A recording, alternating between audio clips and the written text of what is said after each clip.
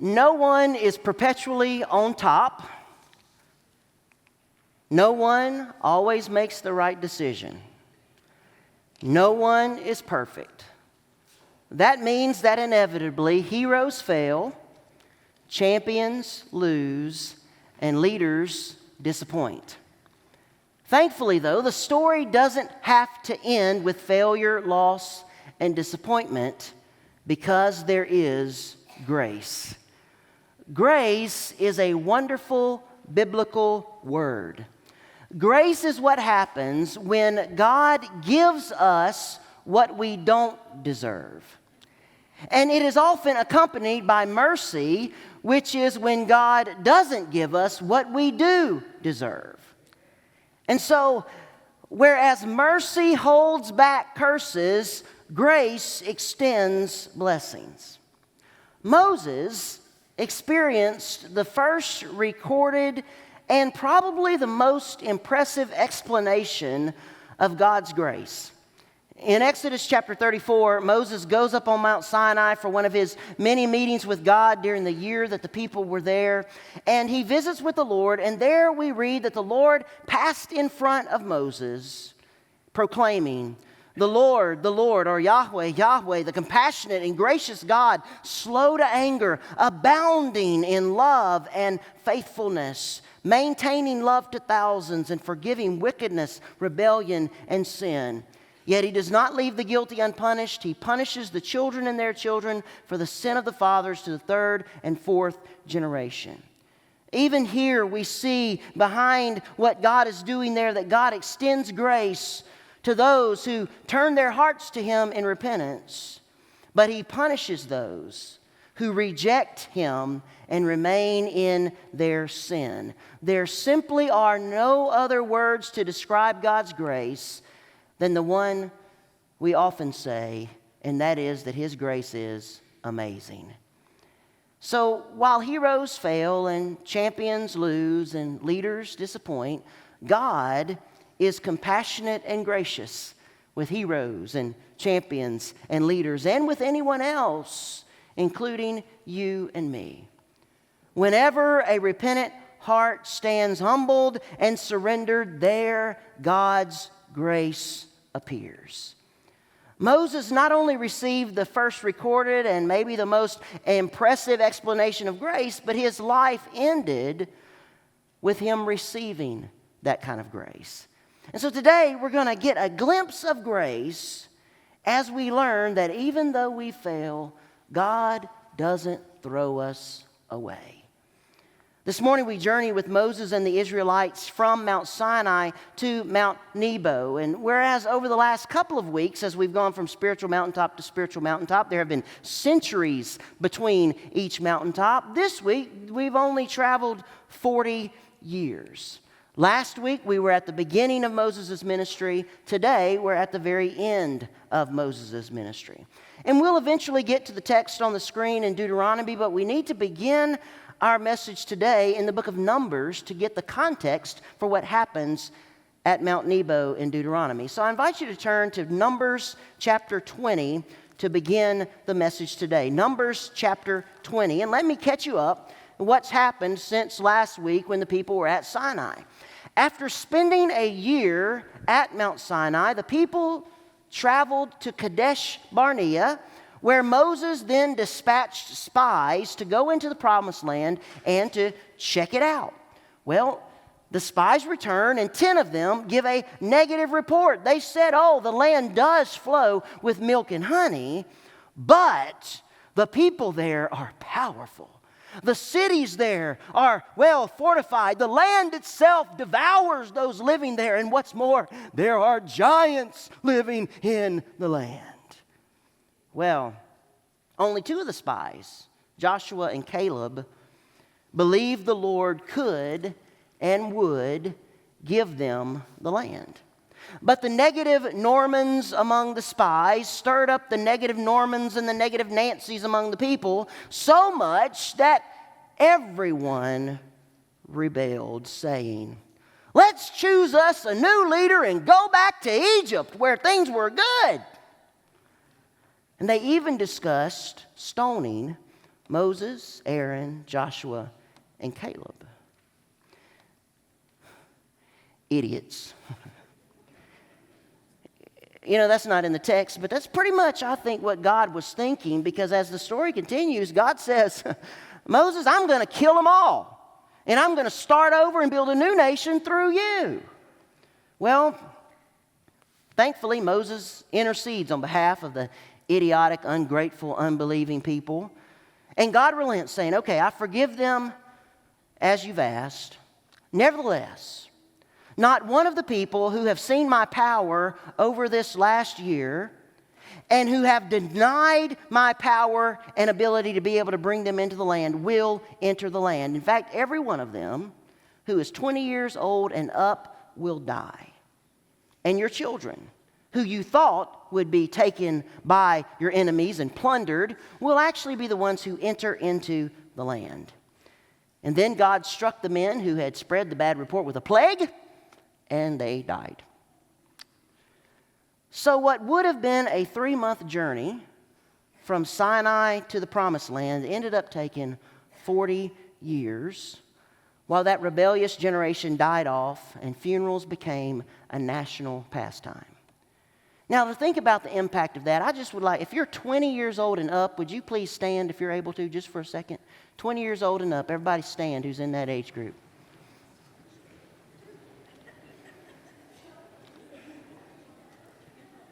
I've done 200-something funerals here in the last 16 years, but that's a lot of funerals to have to do.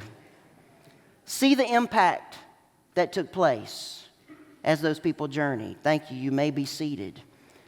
As we come to Numbers chapter 20, we're 38 years into that 40-year process. And so let's see how the people are doing. In Numbers chapter 20, verse 1, in the first month, the whole Israelite community arrived at the desert of Zin, and they stayed at Kadesh. And there Miriam died and was buried. Now there was no water for the community, and the people gathered in opposition to Moses and Aaron. They quarreled with Moses and said, "If only we had died when our brothers fell dead before the Lord. Why did you bring the Lord's community into this desert that we and our livestock should die here? Why did you bring us up out of Egypt to this terrible place? It has no grain or figs, grapevines or pomegranates, and what? There is not even water to drink." Moses and Aaron went from the assembly to the entrance to the tent of meeting and fell face down, and the glory of the Lord appeared to them. The Lord said to Moses, "Take the staff, and you and your brother Aaron gather the assembly together, speak to that rock before their eyes, and it will pour out its water. You will bring water out of the rock for the community so they and their livestock can drink." Now, this event is a deja vu for Moses, because Moses and the people, the first generation, had a similar experience near the beginning of the Exodus 38 years before, at a place that Moses ended up naming Massa Meribah, because the Israelites grumbled and tested the Lord there. And that's what those words Massa and Meribah mean. Back then, God had told Moses to take his staff, to strike a rock, and water would come out. And Moses obeyed, and the water came forth, and that story is recounted in Exodus 17. Now, here the people are again. However, this time, most of them are of the second generation, since many of their parents and grandparents have passed away. And this group is no better than their forefathers. They need water, they doubt God, they want to go back to Egypt, and they complain to Moses and Aaron. So God tells Moses to gather the assembly together and to speak to the rock, and water will come forth. The instructions, note, are different than they were the first time 38 years before at Massa Meribah. God wants Moses to just speak to the rock, to call forth water from the rock with only his voice, so that the people will have no doubt that God is the Holy One of Israel who is bringing forth this water. If Moses strikes the rock, someone might think, oh, well, it was the force that opened up a small fissure in the rock that then revealed a hidden stream that now produced the water. Or maybe that it was Moses' strength that had brought this forth. So God says, just speak to the rock, and I'll bring forth water. And so what does Moses do? Verse 9. So Moses took the staff from the Lord's presence just as he commanded him. He and Aaron gathered the assembly together in front of the rock. And Moses said to them, listen, you rebels, must we bring you water out of this rock? And then Moses raised his arm and he struck the rock twice with his staff. And water gushed out. And the community and their livestock drank. Frustrated and angry with the people, Moses basically tells them off. And then he takes that staff and he strikes the rock twice. And he never mentions God. The water flows, everyone drinks. But the conjunction with unction is found in verse 12, which turns the whole narrative, and this time not to the positive, but to the negative. Verse 12 of Numbers 20, but the Lord said to Moses and Aaron, because you did not trust in me enough to honor me as holy in the sight of the Israelites, you will not bring this community into the land I give them. God punishes Moses. It was a momentary wavering in 120 years of obedience. Nevertheless, after the last 38 years filled with standing up to Pharaoh, fighting off enemies, dealing with frustrating people in the midst of a hot and dry desert, Moses won't get to go into the same place that he should have gotten to go 38 years ago had it not been for these rebellious, griping people. It's crushing. It's disappointing. But heroes fail, champions lose, and leaders disappoint. Nevertheless, God doesn't throw Moses away, nor does Moses quit. For the next 2 years or so of wilderness wanderings, Moses continues to lead the people. In fact, things even go so well that in Deuteronomy chapter 3, Moses pleads with God to allow him to go into the promised land. But God's response to Moses there in Deuteronomy chapter 3, verse 26, is to talk to Moses basically like a child. God says, quote, that is enough. Do not speak to me anymore about this matter. But even there's a glimpse of grace. In Deuteronomy 3:27, God says, go up to the top of Pisgah and look west and north and south and east. Look at the land with your own eyes, since you are not going to cross the Jordan. So Moses will not get to go into the land, but he will be allowed to see the land. Later that year, the time comes for Moses to go to the mountain with God, and now we are at our text in Deuteronomy chapter 32, verse 48, where we read, on that same day the Lord told Moses, go up into the Abiram range to Mount Nebo in Moab, across from Jericho, and view Canaan, the land I am giving the Israelites as their own possession. There on the mountain that you have climbed, you will die and be gathered to your people, just as your brother Aaron died on Mount Hor and was gathered to his people. This is because both of you broke faith with me in the presence of the Israelites at the waters of Meribah Kadesh in the desert of Zin, and because you did not uphold my holiness among the Israelites. Therefore you will see the land only from a distance. You will not enter the land I am giving to the people of Israel. The Abiram range mentioned there is the high plateau that is east of the Jordan River, kind of near the end of it at the Dead Sea. And the highest peak is Pisgah, which is part of Mount Nebo. And so this peak allows an unobstructed view of much of the Holy Land, the Promised Land. Moses blesses the people in chapter 33, and then in chapter 34, we read of Moses' final day. Then Moses climbed Mount Nebo from the plains of Moab to the top of Pisgah across from Jericho, and there the Lord showed him the whole land From Gilead to Dan, all of Naphtali, the territory of Ephraim and Manasseh, all the land of Judah as far as the western sea, the Negev and the whole region from the valley of Jericho, the city of palms, as far as Zor. And then the Lord said to him, this is the land that I promised on oath to Abraham, Isaac, and Jacob when I said, I will give it to your descendants. I have let you see it with your eyes, but you will not cross over into it. And Moses, the servant of the Lord, died there in Moab, as the Lord had said. He buried him in Moab in the valley opposite Beth Peor, but to this day no one knows where his grave is. Moses was 120 years old when he died, yet his eyes were not weak, nor his strength gone. The Israelites grieved for Moses in the plains of Moab 30 days until the time of weeping and mourning was over. Moses' ministry began on a mountain, Mount Sinai, and now it ends on another, Mount Nebo. I wonder what it was like for those people to watch their leader, whom they had seen ascend Mount Sinai and come back down so many times, to ascend Mount Nebo on this day and to never come back. They knew what was supposed to happen up there. They knew God was going to show Moses the promised land. They knew God was going to then take Moses home. But they also make sure that we know that Moses didn't die on that mountain out of natural causes. He didn't have a heart attack after climbing up the mountain. His eyes were not weak. His strength was not failing him. He was vigorous even though he was 120 years old. His death was only by the hand of God. So Moses climbs to the top of Mount Nebo, and notice that God shows him the land. I think that's important.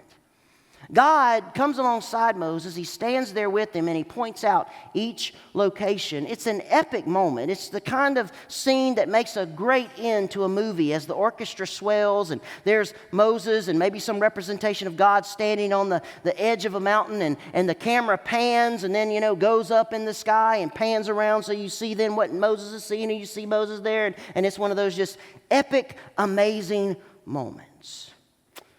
Now, some of the promised land Moses can see with his naked eye. In fact, from that point still today, on a clear day, you can see Jerusalem 25 miles away. But other parts you could not see with your naked eye, no matter how little air pollution there is. Even in Moses' day, God would have had to let Moses see that area through spiritual eyes. And as Moses takes it all in, God says, this is the land that I promised to Abraham, Isaac, and Jacob. And as Moses looks, there's not only grace in allowing him to see, not only with his own eyes, but with spiritual eyes, all of this land.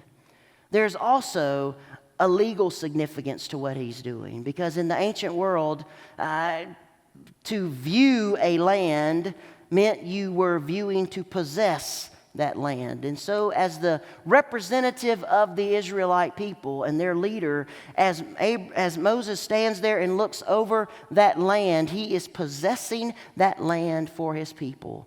Another act of grace in the hand of God. And then God says, I've let you see all this land with your eyes, but you will not cross over into it. Repeats it again. And then he takes Moses home to glory, and he buries Moses' body there on the mountain.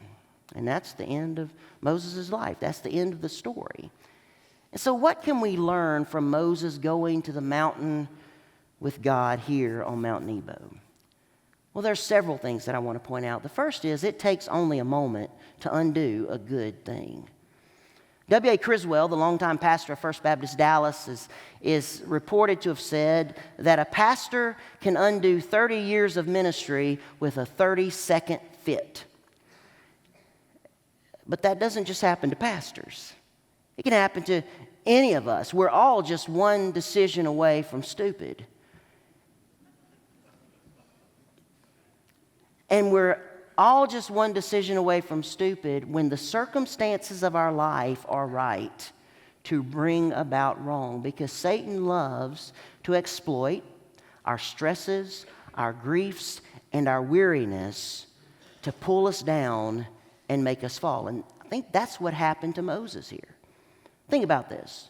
The circumstances of Moses' life created a perfect storm for his failure. First, he was back at Kadesh Barnea, the same place where he had led the people 38 years before, and they had gone into the land. They had not believed that the Lord could give them the land. They had wanted to stone Moses, Aaron, Caleb, and Joshua, and they'd wanted to go back to Egypt. And now he's brought those people's kids and grandkids to the same place, and they're doing the same thing. That would make anybody aggravated. At the same time, Moses' brother Aaron has just passed away and is buried on a nearby mountain. And his sister Miriam has just like days before passed away and is buried right there. The dirt isn't even settled on her grave. And the people are griping. And if you've ever lost a loved one and gone through grief, you know how it just kind of makes you on edge sometimes, even unexplainably. Well, Moses' emotions were on edge, and so when he stood before the people with his staff in his hand, he lost it. And it takes only a moment to undo a good thing. The Bible gives 3 worldly desires that Satan uses to tempt us to sin. They're listed in 1 John chapter 2, verse 16. It says this: "For everything in the world, the lust of the flesh, the lust of the eyes, and the pride of life comes not from the Father, but from the world." Sometimes we summarize the big 3: the lust of the eyes, or the lust of the sex is the lust of the flesh, money is the lust of the eyes, and pride or power is the pride of life. They're the big 3 that bring down leaders, usually through the most egregious of sins in these categories. But they're also the 3 categories under which any and every sin that any of us commit fall under. And so when we look at Moses here on Mount Nebo, and we look back at his failure in striking the rock instead of speaking the rock, we just think, well, God, he just has a temper tantrum. I mean, what is that? Well, it's number 3. It's pride. You see, when God rebuked Moses back in number 20, God said, "Because you did not trust me enough to honor me as holy in the sight of the Israelites, you will not enter the promised land." By his action, even in a moment of frustration, Moses stole the glory from God and placed it on himself, and that is pride. Moses was the one who was supposed to guide the Israelites and to be the example, and yet he fell short at a crucial moment. Now, anger is a God-given emotion. There is such a thing as righteous anger. Jesus had righteous anger at the temple when he overthrew the money changers, but that is not what Moses had back in Numbers 20. He was just grieving, and he was stressed, and he was mad, and he let his unrighteous anger get the best of him. At the root of any unrighteous anger is pride. Consequently, a 30-second fit didn't just undo 30 years of ministry, it did 120 years of faithfulness. Beware the desires of your eyes, the lust of the flesh, and the pride in your heart, because it takes only a moment to undo a good thing. The second truth I think we can learn from this passage is that all actions have consequences, but God holds leaders to a higher standard.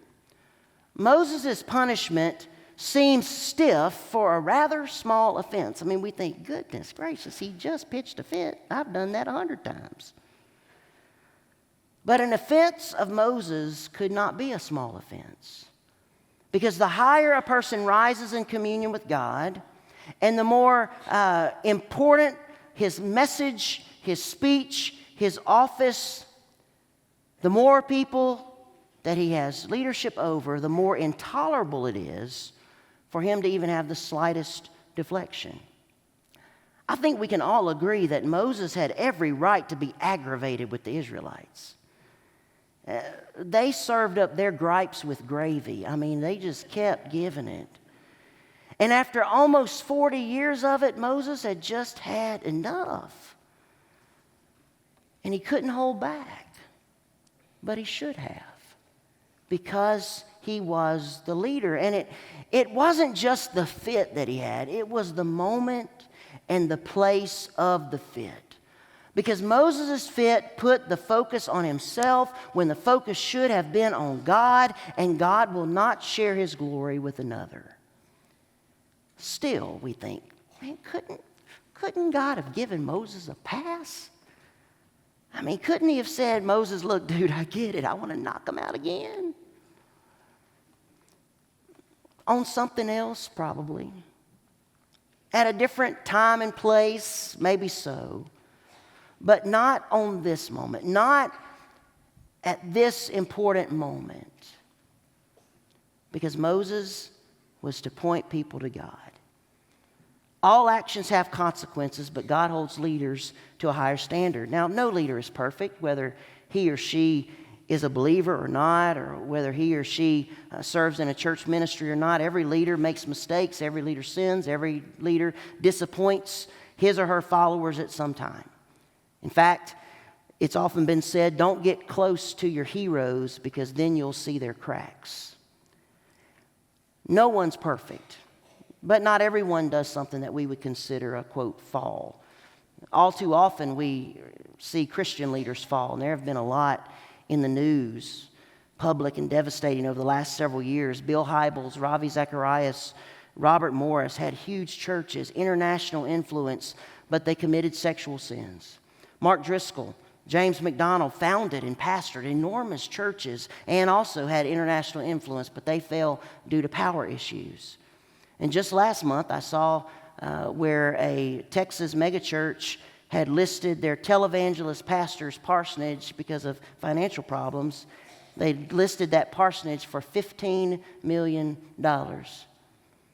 It's a big old house.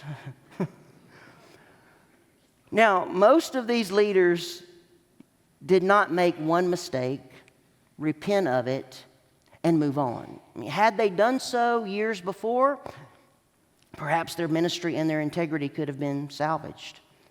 Instead, though, they continued a pattern of sin, or they covered up a sin, and their ministries ended as a result. Now, Moses did nothing like those guys I just mentioned. Nothing remotely like it. But his fall was serious because of the time in which he lived and the kind of leader that he was. Those millions of Israelites looked up to Moses. He was the one who went up and talked to God and then told the people what God had said. And so his words had to be true. His faith had to be consistent. His integrity had to be strong. Otherwise, the people would go off the rails more than they were already. Therefore, God held Moses to a higher standard. One author said something helpful, though, that we all need to hear, and that is being disappointed with a leader is a universal experience.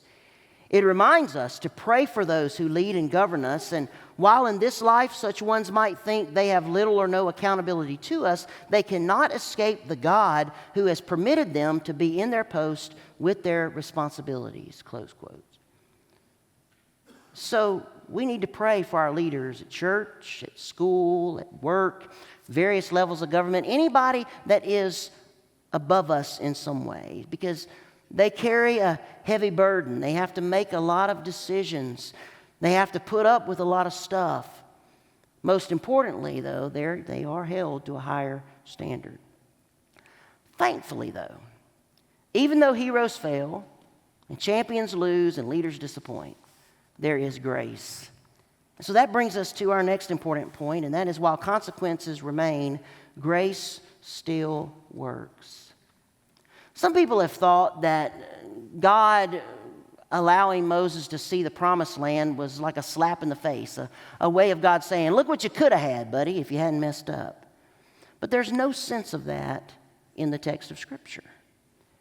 What we see here on Mount Nebo in the visual tour of the promised land with the naked eye and the spiritual eyes is a gift of grace. And so even though the consequences of Moses' failure remained, he would not be allowed to enter the promised land, grace was at work on Mount Nebo. And God shows Moses that despite Moses' failure, God will still fulfill his promise to Abraham, Isaac, and Jacob. Moses' work will still bear fruit, even if Moses himself will not get to set foot in the promised land himself, if he himself will not get to delight in the fruit of his ministry.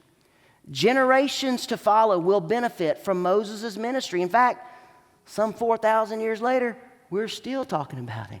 We're still learning from him. God is not limited by the failings of his people. He who makes all things new and who makes all things work together for the good of those who love him and who are called according to his purpose, waste nothing. Nothing will stop the plan of God. And as repentance flows from the hearts of his people, his grace goes to work in the lives of those who fail and the lives of those who are disappointed. And God's work continues. Those of us who are responsible for others, and that includes most of us in some way, parents, teachers, coaches, principals, pastors, public servants, whatever, any of us who are responsible for others can take comfort in the fact that even if we fall short, God's work isn't made impossible through our failings. We should all do our best to live for the Lord and to honor him and to follow him, but nothing is an impediment to God accomplishing his will. There's no sin, there's no failing, no mistake that prevents God from saving souls, even ours. And we may still have to face consequences, and some of those may be severe, but grace still works. God doesn't throw us out.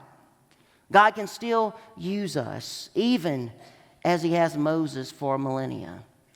And so that leads to the final, and I think one of the most important points, because it really hits home for all of us.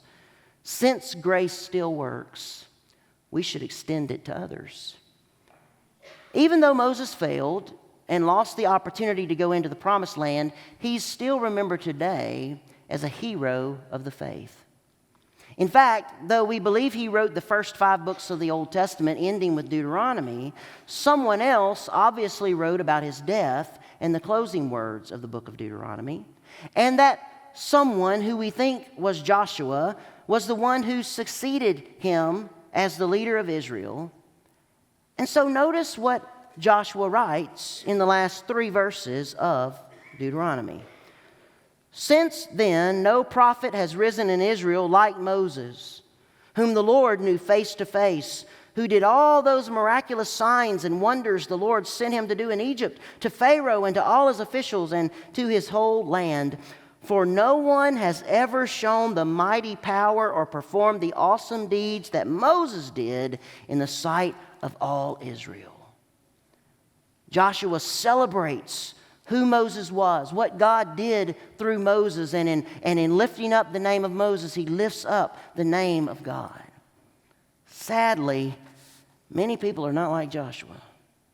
Instead of remembering the good and extending grace for the failures, they seek to exploit the failures of others and to destroy them, often so they can get the position that other person had. And that's nothing but evil, especially when it's done by so-called Christians.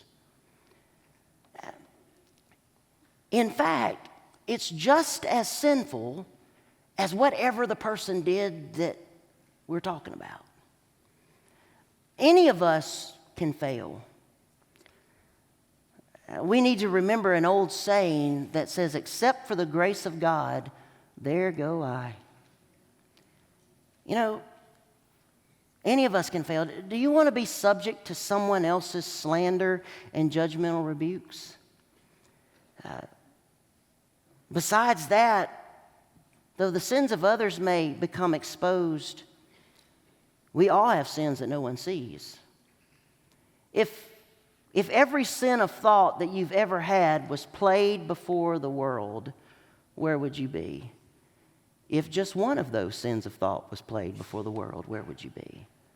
If some of the sins of actions that you've done that no one has seen were seen, where would you be? Be careful when you ridicule and judge others, because often what you do to others will come back on you. When you live by the sword, you die by the sword. Since grace still works, we should extend it to others today because we might need that grace in our lives tomorrow. No one is perpetually on top. No one wins every game. No one always makes the right decision. No one always says the right thing in the right way. No one is perfect. And that means you aren't perfect and I am not perfect. We all need to go to the mountain with God and stand alongside Moses and God and look out over the promised land, remembering that God keeps his promises, but also remembering that there, as we gaze on the promised land, we also get a glimpse of grace. Aren't you grateful for God's grace? It is amazing.